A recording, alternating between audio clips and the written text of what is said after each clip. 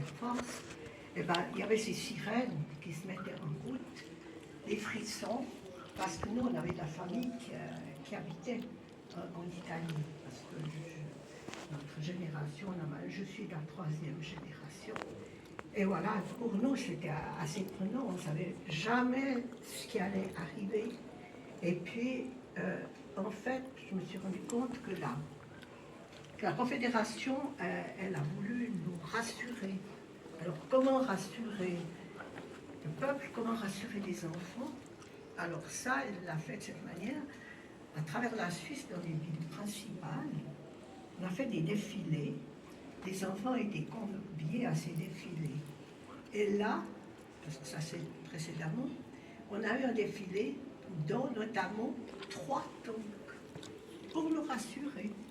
Et en fait, comme l'a dit M. Autravers, il y en avait 24 pour toute la Suisse. Alors ils ont fait des défilés dans les villes principales pour nous rassurer.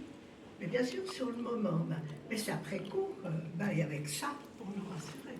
Donc vous voyez dans quel esprit on vivait et pourquoi maintenant, quand le 24 février, il y a eu cette déclaration avec l'Ukraine, et maintenant, je ne suis pas perturbée, mais je vois le défilement de ce qui se passe.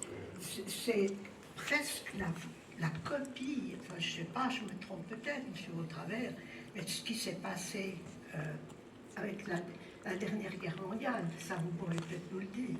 Bon, l'histoire ne se répète pas tout à fait, mais c'est vrai que quand on peut le dire d'une autre manière, les nouvelles menaces ne remplacent pas les anciennes.